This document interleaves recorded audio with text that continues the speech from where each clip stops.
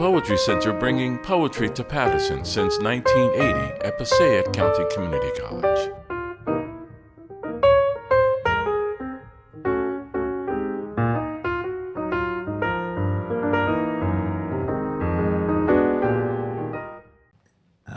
I was pleased that I was able to introduce Sharon Kennedy-Nolle. I regard her as a heroic survivor of academic life, and in particular graduate school. She is one of the few people I know who managed to survive getting a PhD at the University of Iowa and still is able to write a poem. And then she got an MFA at the Writers' Workshop of the University of Iowa, and then she got an MA at Johns Hopkins University, and then she got an MA at NYU. And so it's amazing that she's still walking and talking, let alone writing poems. And she's now the poet laureate of Sullivan County in New York, and she's just received a poet laureate fellowship from the American Academy of Poets. And it's a pleasure to welcome her here today.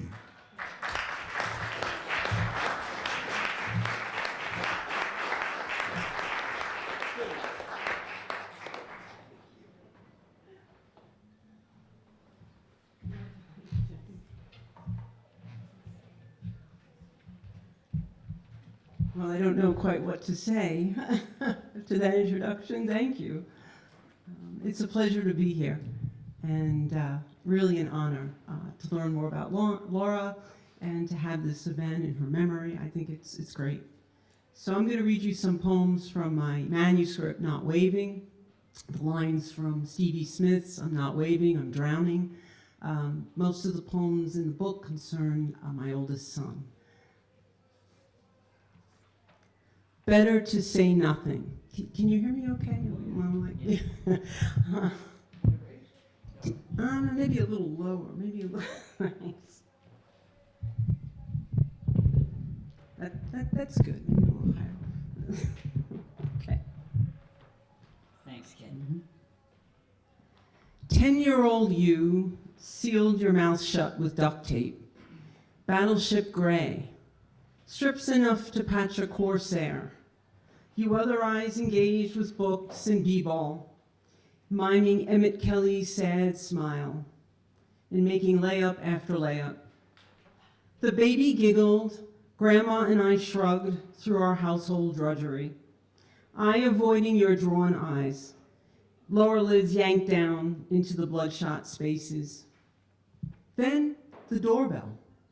New neighbor with a package, wrongly delivered, you getting there first, taking the mail, nodding, nothing to it. But Grandma rushed the storm door, gushing, my grandson's a little silly, still thinks it's Halloween, anticipating a call from Child Protection Services.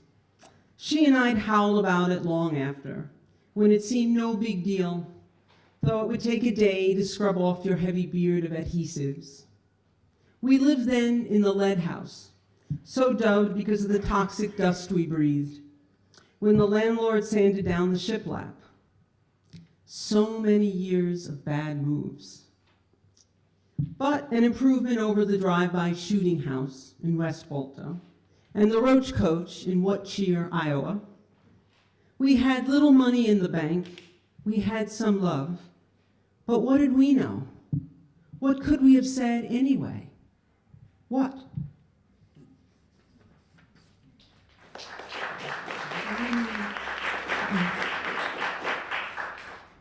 Slivers. Home from rehab for just 3 hours, and we gathered together to celebrate an almost Odyssean return. Grandma asks how you like your homecoming dinner.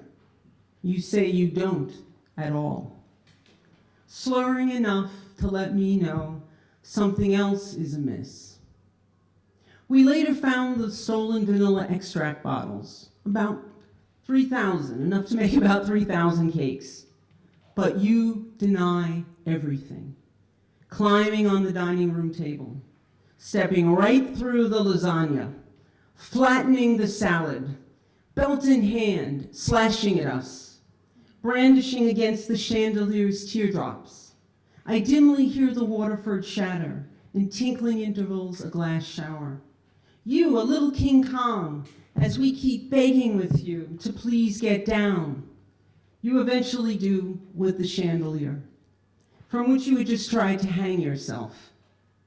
6 months later, you're in a place where they don't allow even zippers, no handles on the sinks, everything you now own donated. The dining room has been restored, but there's still so much missing. Crystal splinters under our nails. Not remembering, you shrug it off, the way a dog shakes off a dip.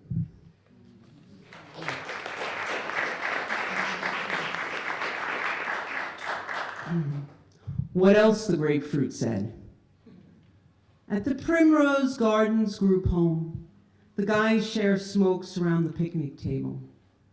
The house itself exhales a heavy lice-oiled and linty air. Confined to an asphalt patch, under the 24/7 eye of neighborhood watch, they slouch under overrated stars. They have time. No AA tonight.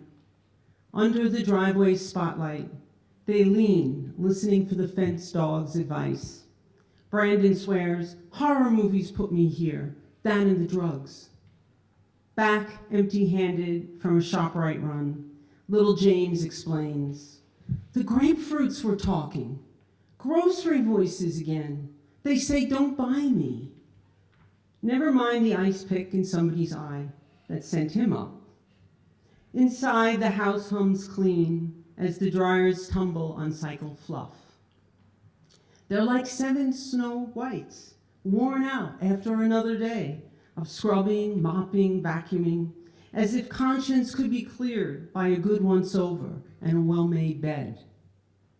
Conned on all counts, I'm here to see my son, the witch's apple of my eye. But they all greet, hiya, mama, mama. Big Eric wails, when you gonna bake that lemon meringue? I lie easily, promising next time, next time.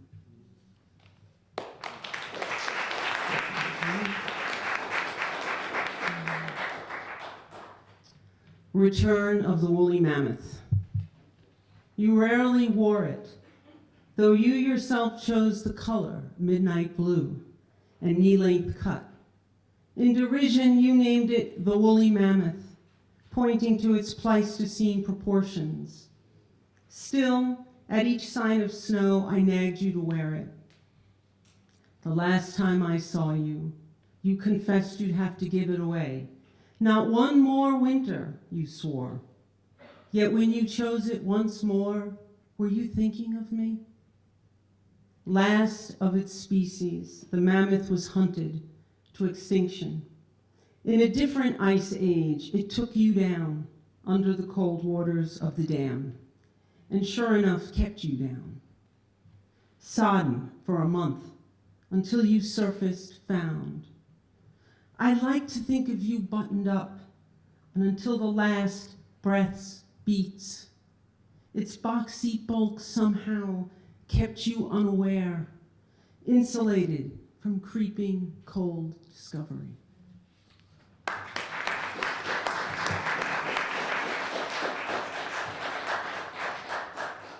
Spring break. Charlie, the boy next door, buried today. Went unexpectedly but peacefully in the early hours, so the obit goes, which suggests just one thing, as he was 17, and the ambulance came so quietly. Passing through the rainy service, I saw a great well-wishing crowd had gathered in the churchyard, shriekers and weepers aplenty, surrounding the bereaved mother, a parking lot pietà.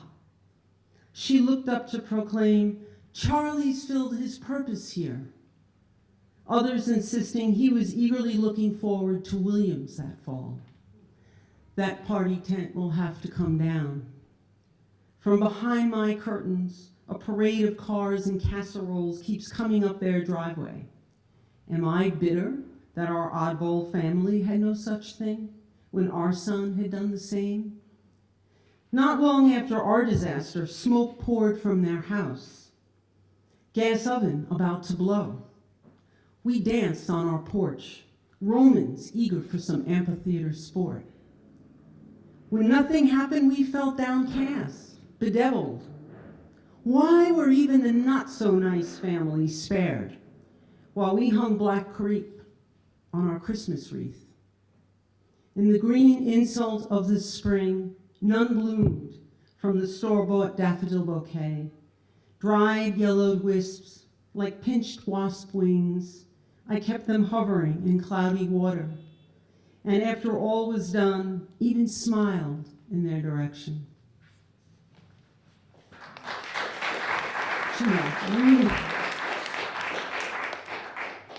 Open door in the trestle work.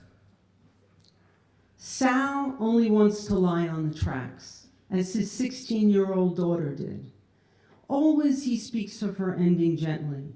She lay down, like the child's prayer to sleep, not she walked or she jumped. Ray still reels from his car's swerve to the guardrail, luckily able to stop his daughter from jumping into moving traffic, only to find her home in the basement a week later, successful at last, bag molting her brown curls. Kenny keeps his wife's kitchen stepladder in his car's front seat, which she had lugged in case she couldn't clear the bridge edge. But she found an open door in the trestle work. Melissa only came once. Her husband hit her enough. She blamed herself. Then he set the bedroom on fire. Janice's son hung a tarnished, twisting chandelier for months in the foyer of an abandoned house. She insisted on seeing him, even though his eyes had hollowed out, because she hadn't seen him for over a year. So she stuck sunglasses on him and kept it open casket cool.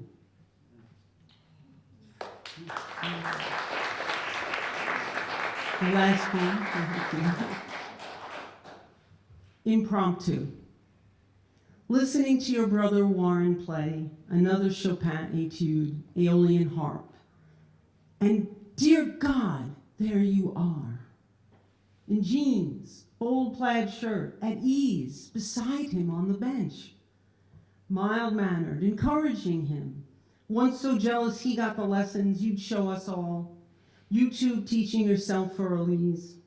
I stammer, but you're unable to get that lead word said. You reply, it's all right, Mom. I can stay. Dinner and even the weekend.